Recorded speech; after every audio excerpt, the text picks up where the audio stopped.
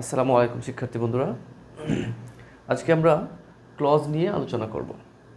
তো ক্লজ নিয়ে আলোচনা করতে গেলে বা ক্লজের আলোচনার শুরুতেই আমাদের জানতে হবে ক্লজ কি বা ক্লজ কাকে বলে। তো ক্লজ কি বা কাকে বলে এটা জানতে হবে, তারপরে আমরা ক্লজের ডিটেলস বা বিস্তারিত আলোচনাটা করতে পারবো। তো ক্লজের সংজ্ঞায় যদি আমরা আসি, ক্লজ কাকে বলে? ক্লজ হচ্ছে ক্লজ একটা simple sentence. Clause is a simple sentence used in a larger sentence.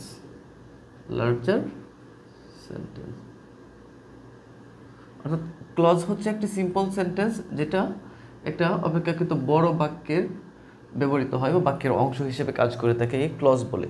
আবার এটার আরেকটু ডিপ আরেকটু ডিপ ডেফিনেশনটা যদি আমরা বলি, তখন সেটা হবে ক্লজ হচ্ছে এ গ্রুপ অফ ওয়ার্ডস। ক্লজ হচ্ছে এ group of words, a group of words which has a subject and a finite verb of its own and used as a part of a sentence. অর্থাৎ এ group of words, একগুচ্ছ শব্দ যার একটি subject, যার নিজস্ব একটি subject এবং একটি ফাইনাইট ভার্ব রয়েছে, তাকে ক্লজ বলে। এবং এই ক্লজটি সেন্টেন্সের, বড় একটি সেন্টেন্সের বা লার্জার কোনো সেন্টেন্সের পার্ট হিসেবে কাজ করে। যদি এর একটা এক্সাম্পল দিই,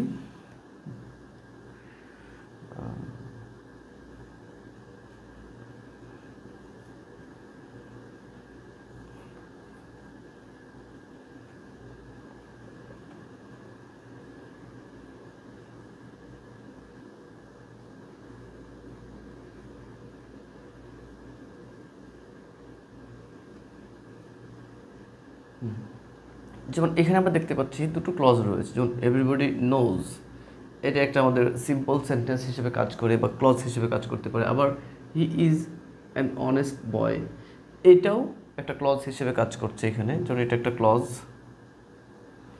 এটা একটা ক্লজ। তো আশা করি আপনারা বুঝতে পারছেন ক্লজ হচ্ছে এ গ্রুপ অফ ওয়ার্ডস। যেমন এভরিবডি নোজ, এটা একটা simple sentence. He is an honest boy, এটা একটা সিম্পল সেন্টেন্স। আবার এই গ্রুপ অফ ওয়ার্ডসের একটা সাবজেক্ট রয়েছে, যেমন এই ক্লজের সাবজেক্ট হচ্ছে এভরিবডি এবং এটা একটা ফাইনাইট ভার্ব রয়েছে, নোজ, ফাইনাইট ভার্ব। আবার এই সেন্টেন্সের সাবজেক্ট হচ্ছে হি এবং এটার ভার্ব রয়েছে, এখানে নিজস্ব ভার্ব রয়েছে ইজ।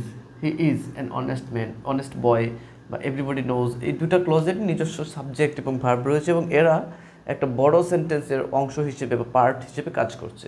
তো এই হচ্ছে ক্লজের এর সংজ্ঞা। কাইন্ডস অফ ক্লজ, অর্থাৎ ক্লজের প্রকারভেদ। আমরা ক্লজের প্রকারভেদগুলো এখন দেখব। তো ক্লজের সঙ্গে আমরা পড়েছিলাম যে ক্লজ হচ্ছে একটি বড় সেন্টেন্সের বা লার্জার সেন্টেন্সের পার্ট হিসেবে কাজ করে। তো এই যে লার্জার সেন্টেন্সের পার্ট হিসেবে যে ক্লজগুলো কাজ করে, এই ক্লজগুলোর ক্লাসিফিকেশন অনুসারে যে নামগুলো রয়েছে সেগুলো আমরা এখন দেখব বা এদের প্রকারভেদটা দেখব। ক্লজ প্রধানত তিন প্রকার। ক্লজ প্রধানত তিন প্রকার। Principal clause, principal clause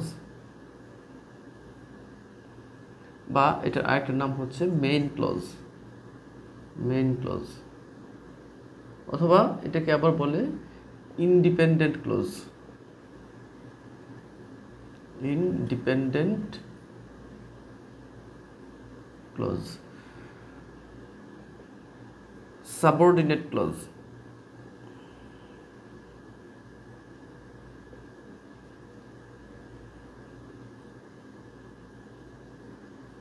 subordinate clause এবং 3 নম্বরে হচ্ছে কোঅর্ডিনেট ক্লজ, কোঅর্ডিনেট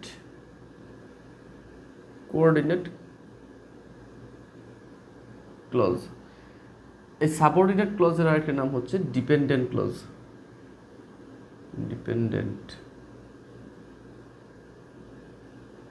অর্থাৎ ক্লজ হচ্ছে তিন প্রকার, প্রিন্সিপাল ক্লজ বা মেইন ক্লজ অথবা ইন্ডিপেন্ডেন্ট ক্লজ, সাবঅর্ডিনেট ক্লজ অথবা ডিপেন্ডেন্ট ক্লজ, এবং 3 নম্বরে হচ্ছে কোঅর্ডিনেট ক্লজ।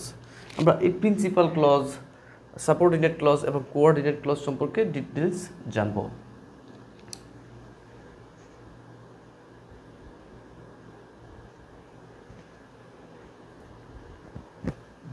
প্রিন্সিপাল ক্লজ, যে সকল ক্লজ তার অর্থ প্রকাশের জন্য অন্য কোনো ক্লজের উপর নির্ভরশীল নয় তাদেরকে প্রিন্সিপাল ক্লজ বা মেইন ক্লজ অথবা ইন্ডিপেন্ডেন্ট ক্লজ বলে। অর্থাৎ এই ক্লজসমূহ তাদের অর্থ প্রকাশের জন্য ওই আমাদের লার্জার যে সেন্টেন্সগুলো থাকবে ওই সেন্টেন্সের অন্য কোনো ক্লজের উপর নির্ভরশীল নয়। অর্থাৎ এরা একা একাই নিজের অর্থ সম্পূর্ণভাবে প্রকাশ করতে পারে। যেমন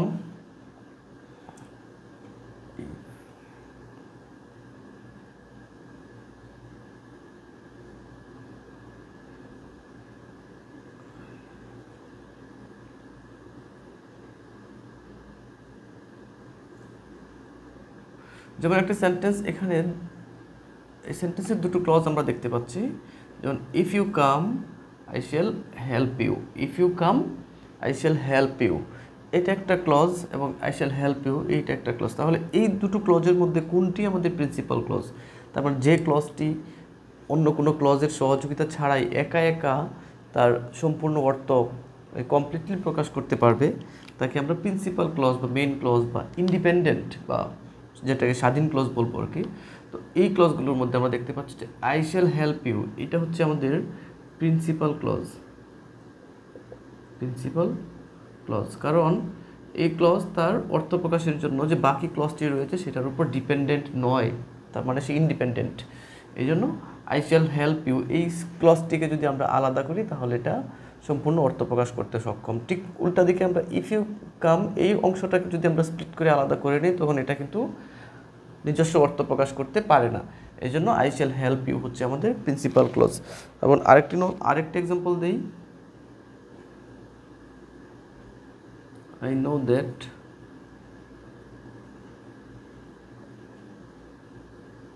you will come, যেমন এই যে I know that you will come, I know that you will come, এই I know হচ্ছে আমাদের প্রিন্সিপাল ক্লজ। এটা নিজস্ব অর্থ প্রকাশ করতে পারে, একা একাই অর্থ প্রকাশ করতে পারে। দ্যাট ইউ উইল কাম এটার উপর ডিপেন্ডেন্ট নয়, এই জন্য আই নো হচ্ছে প্রিন্সিপাল ক্লজ বা মেইন ক্লজ অথবা ইন্ডিপেন্ডেন্ট ক্লজ। 2 নম্বরে আমরা আলোচনা করব সাবঅর্ডিনেট ক্লজ। যে সকল ক্লজ তাদের অর্থ প্রকাশের জন্য প্রিন্সিপাল ক্লজ এর উপর নির্ভরশীল তাদেরকে সাবঅর্ডিনেট ক্লজ বা ডিপেন্ডেন্ট ক্লজ বলে, বাংলায় যেটাকে আমরা পরাধীন ক্লজ বলে থাকি। যে সকল ক্লজ তাদের অর্থ প্রকাশের জন্য প্রিন্সিপাল ক্লজের উপর নির্ভরশীল, অর্থাৎ প্রিন্সিপাল ক্লজের সহযোগিতা ছাড়া এরা কোনো লার্জ সেন্টেন্সে এদের অর্থটা প্রকাশ করতে পারে না, এই ক্লজটা তাদের অর্থ প্রকাশ করতে পারে না, তাদেরকেই আমরা কি বলি সাবঅর্ডিনেট ক্লজ বা ডিপেন্ডেন্ট ক্লজ বলি। তো উদাহরণের মাধ্যমে দেখে নেওয়া যাক কোনটা সাবঅর্ডিনেট ক্লজ। যেমন আগের এই যে সেন্টেন্স আমরা এটা থেকে দেখে নিই, যেমন if you come I shall help you, এই অংশটুকু ছিল আমাদের প্রিন্সিপাল ক্লজ। তাহলে এই যে বাকি অংশটুকু রয়েছে এই অংশটুকু হচ্ছে আমাদের সাবঅর্ডিনেট ক্লজ অর্থাৎ ডিপেন্ডেন্ট ক্লজ। তার মানে এই যে সেন্টেন্স আসলে সাবঅর্ডিনেট ক্লজ বা প্রিন্সিপাল ক্লজ এগুলো আমরা পেয়ে থাকি সাধারণত কমপ্লেক্স সেন্টেন্সে। কোন সেন্টেন্সে পাই আমরা? কমপ্লেক্স সেন্টেন্সে। আমাদের স্ট্রাকচার অনুযায়ী 3 প্রকার সেন্টেন্সের মধ্যে কমপ্লেক্স সেন্টেন্সে আমরা এই সাবঅর্ডিনেট ক্লজ এবং প্রিন্সিপাল ক্লজের দেখা পাই। তো এই যে কমপ্লেক্স সেন্টেন্সগুলো সাধারণত কমপ্লেক্স সেন্টেন্সে আমরা একটি প্রিন্সিপাল ক্লজ এবং এক বা একাধিক সাবঅর্ডিনেট ক্লজ থাকে, তাহলে ওই কমপ্লেক্স সেন্টেন্সের যে অংশটুকু, যে ক্লজটুকু নিজস্ব অর্থ সম্পূর্ণরূপে প্রকাশ করতে পারে, একা একাই প্রকাশ করতে পারে, তাকে আমরা প্রিন্সিপাল ক্লজ বলি। এবং যে ক্লজটা বা যে ক্লজগুলো তাদের অর্থ প্রকাশের জন্য এই প্রিন্সিপাল ক্লজের উপর নির্ভরশীল, এই প্রিন্সিপাল ক্লজের সহযোগিতা ছাড়া যেগুলো অর্থ প্রকাশ করতে পারে না, সেগুলোকে আমরা সাবঅর্ডিনেট ক্লজ বলে থাকি। অর্থাৎ কমপ্লেক্স সেন্টেন্সে যে ক্লজগুলো তাদের অর্থ প্রকাশের জন্য প্রিন্সিপাল ক্লজের উপর নির্ভরশীল বা মেইন ক্লজের উপর নির্ভরশীল, তাদেরকে সাবঅর্ডিনেট ক্লজ বলে। তো এই হচ্ছে সাবঅর্ডিনেট ক্লজের এক্সাম্পল। যেমন এই সেন্টেন্সে আই নো, আগের যে এক্সাম্পল ছিল সেটাতে I know that he will come, এই যে আই নো ছিল এখানে আমাদের প্রিন্সিপাল ক্লজ, তাহলে আমাদের সাবঅর্ডিনেট ক্লজ হচ্ছে হি উইল কাম। এই যে কনজাংশন যুক্ত যে অংশটুকু থাকবে সেটা হচ্ছে আমাদের সাবঅর্ডিনেট ক্লজ। অর্থাৎ সাবঅর্ডিনেট ক্লজ সমূহ সাধারণত কনজাংশন দ্বারা যুক্ত থাকে। সাবঅর্ডিনেট ক্লজ সমূহ কি কনজাংশন দ্বারা যুক্ত থাকে? এই ধরনের সাবঅর্ডিনেট কনজাংশন দ্বারা শুরু হয়। সাবঅর্ডিনেট ক্লজ সমূহ এই সাবঅর্ডিনেট কনজাংশন সমূহ দ্বারা আরম্ভ হয়, যেমন ইফ, দ্যাট। তারপর আমাদের রিলেটিভ যে বিভিন্ন ধরনের রিলেটিভ প্রোনাউন রয়েছে, ওই রিলেটিভ প্রোনাউনগুলো দ্বারাও আমরা সাবঅর্ডিনেট ক্লজ আরম্ভ করতে পারি বা কমপ্লেক্স সেন্টেন্স তৈরি করতে পারি। কোঅর্ডিনেট ক্লজ, দুই বা ততোধিক সমশ্রেণীর ক্লজ, অর্থাৎ সমগোত্রীয় ক্লজ হতে হবে। সমশ্রেণীর বা সমগোত্রীয়, দুই বা ততোধিক সমশ্রেণীর ক্লজ যদি কোঅর্ডিনেট কনজাংশন দ্বারা যুক্ত থাকে তাদেরকে কোঅর্ডিনেট ক্লজ বলে। অর্থাৎ যে ক্লজ সমূহ কোঅর্ডিনেট কনজাংশন দ্বারা যুক্ত তাদেরকে কোঅর্ডিনেট ক্লজ বলে। যেমন he went to the market and bought a book। অর্থাৎ এই যে একটি clause, he went to the market and he bought a book, এটা অ্যান্ড দ্বারা যুক্ত রয়েছে। এই অ্যান্ড হচ্ছে কোঅর্ডিনেট কনজাংশন।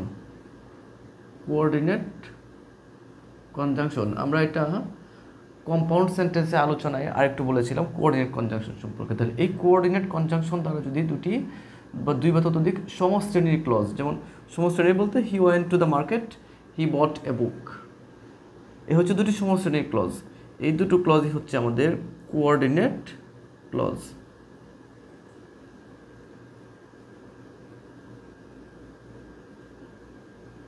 একবার বলি, দুই বা ততোধিক সমশ্রেণীর ক্লজ যদি কোঅর্ডিনেট কনজাংশন দ্বারা যুক্ত থাকে তখন তাদেরকে কোঅর্ডিনেট ক্লজ বলে। তো আমাদের জানতে হবে আমাদের কি কি কোঅর্ডিনেট কনজাংশন রয়েছে। এরকম আছে হচ্ছে অর, বাট, এটসেট্রা, আরও আছে। তো এই দুটা জিনিস আপনার, তিনটা কনজাংশন আপনারা জেনে রাখবেন। অ্যান্ড অর বাট হচ্ছে কোঅর্ডিনেট কনজাংশন। এই অ্যান্ড অর বাট যুক্ত যতগুলো সেন্টেন্স থাকবে সবগুলোই হয় কম্পাউন্ড সেন্টেন্স। এই কম্পাউন্ড সেন্টেন্সের যে ক্লজ সমূহ এদেরকেই কোঅর্ডিনেট ক্লজ বলে। যেমন আরেকটা এক্সাম্পল দিই,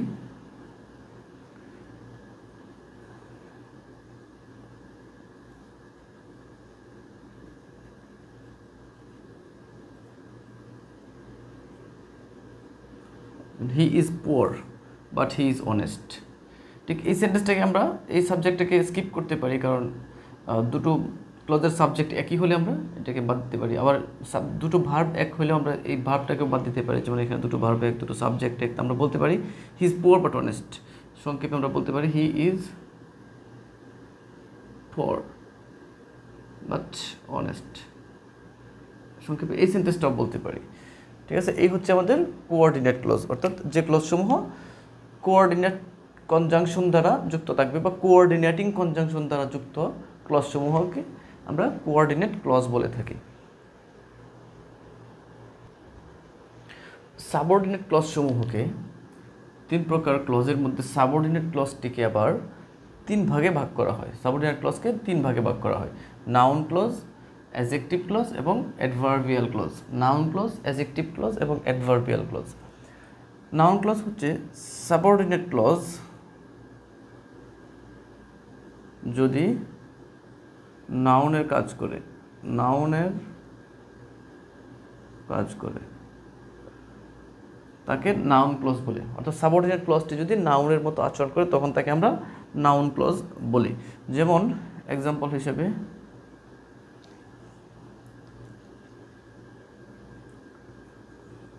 what he wants is impossible.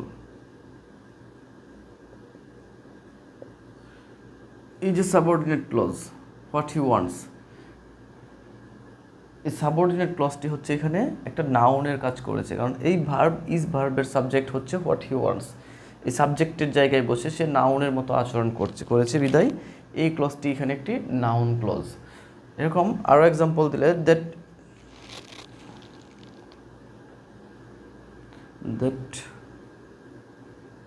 He is dishonest is known to all, that he is dishonest is known to all। এই যে সাবঅর্ডিনেট ক্লজ, এই ক্লজটিও কিন্তু আমাদের নাউনের কাজ করেছে, তাই এই জায়গাটা আমাদের হচ্ছে নাউন ক্লজ। ঠিক আছে, নাউন ক্লজ হতে গেলে সাবঅর্ডিনেট ক্লজ সমূহকে নাউনের কাজ করতে হবে। তার মানে হচ্ছে এরা হয়তো সাবজেক্টের জায়গায় বসবে, না হলে অবজেক্টের জায়গায় বসবে, অথবা সাবজেক্টে কমপ্লিমেন্ট হিসেবে অনেক সময় কাজ করে থাকে। তাহলে এই হচ্ছে নাউন ক্লজ। এই সাবঅর্ডিনেট ক্লজ সমূহ যদি অ্যাডজেক্টিভের কাজ করে, কিসের কাজ করবে? অ্যাডজেক্টিভের কাজ করে, অর্থাৎ সেন্টেন্সে বসে অ্যাডজেক্টিভের নিয়ে আচরণ করে, নাউন প্রোনাউনের দোষ গুণ অবস্থা সংখ্যা পরিমাণ প্রকাশ করে বা নাউন প্রোনাউনকে মডিফাই করে, তখন সেই ক্লজগুলোকে আমরা অ্যাডজেক্টিভ ক্লজ বলে থাকি। অর্থাৎ অ্যাডজেক্টিভ ক্লজের কাজ হচ্ছে অ্যাডজেক্টিভের নিয়ে আচরণ করা। সাবঅর্ডিনেট ক্লজটা যদি অ্যাডজেক্টিভের নিয়ে আচরণ করে তখন সেটাকে আমরা অ্যাডজেক্টিভ ক্লজ বলবো। ঠিক আছে, যেমন এক্সাম্পল দেই, আই নো দ্য বয়। এই যে আমাদের একটি sentence, I know the boy who came here yesterday. অর্থাৎ এই যে হু কেম হেয়ার ইয়েস্টারডে, এই যে সাবঅর্ডিনেট ক্লজ, এটা আমাদের বয়কে মডিফাই করতেছে। এখানে কাকে মডিফাই করছে? বয়কে। এই বয়কে মডিফাই করার কারণে এটা অ্যাডজেক্টিভের কাজ করেছে, বিদায় এটাকে আমরা অ্যাডজেক্টিভ ক্লজ বলবো। কী বলবো এটাকে? Adjective clause. এই সাবঅর্ডিনেট ক্লজটি তখন হয়ে যাবে একটি অ্যাডজেক্টিভ ক্লজ। যেমন আরেকটি example, I know the place where he lives. এই যে প্লেস সম্পর্কে ইনফরমেশন দিচ্ছে, I know the place where he lives, এটা আমাদের adjective clause.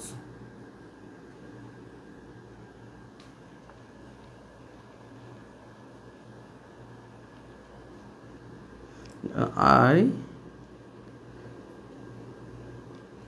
knew the reason why he was angry। এই হচ্ছে আমাদের আরেকটি অ্যাডজেক্টিভ ক্লজ। এই প্রত্যেকটা সাবঅর্ডিনেট ক্লজই আমাদের এখানে অ্যাডজেক্টিভের কাজ করেছে, বিধায় এগুলোকে আমরা অ্যাডজেক্টিভ ক্লজ বলবো। এই প্রত্যেকটা ক্লজই অ্যাডজেক্টিভের নিয়ে আচরণ করাই এই প্রত্যেকটা ক্লজকে আমরা কি বলবো? Adjective clause. সাবঅর্ডিনেট ক্লজ যদি বা সাবঅর্ডিনেট ক্লজ সমূহ যদি অ্যাডভার্বের কাজ করে বা অ্যাডভার্বের নিয়ে আচরণ করে, অ্যাডভার্বের কাজ করে, তাদেরকে অ্যাডভার্বিয়াল ক্লজ বলে। অর্থাৎ এই সাবঅর্ডিনেট ক্লজ সমূহ সেন্টেন্সে অ্যাডভার্বের নিয়ে আচরণ করবে, ভার্বকে মডিফাই করবে, অ্যাডজেক্টিভকে মডিফাই করবে বা অন্য কোনো পার্টস অফ স্পিচকে মডিফাই করে যদি, তখন তাকে আমরা অ্যাডভার্বিয়াল ক্লজ বলি। অর্থাৎ এই ক্লজ সমূহ অ্যাডভার্বের আচরণ করবে। যেমন stay until I come back. Stay, এই যে আনটিল আই কাম ব্যাক, এই যে একটা সাবঅর্ডিনেট ক্লজ, এই ক্লজটি এখানে অ্যাডভার্বের আচরণ করে এই ভার্বটিকে মডিফাই করছে, বিধায় এটি একটি অ্যাডভার্বিয়াল ক্লজ। আরেকটা এক্সাম্পল দিই, হি অ্যাক্টেড as if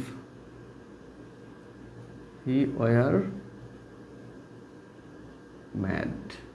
এই যে as if he were mad, এই ক্লজটি, এই সাবঅর্ডিনেট ক্লজটি আমাদের অ্যাক্টেড ভার্বটিকে মডিফাই করতেছে। এটা ভার্ব, এই ভার্বটিকে মডিফাই করায় এটা অ্যাডভার্বের কাজ করছে। এই জন্য এই ক্লজটিকে আমরা বলবো অ্যাডভার্বিয়াল ক্লজ। ঠিক আছে, তো এই হচ্ছে ক্লজ এবং এর ক্লাসিফিকেশন সহ প্রাথমিক আলোচনা।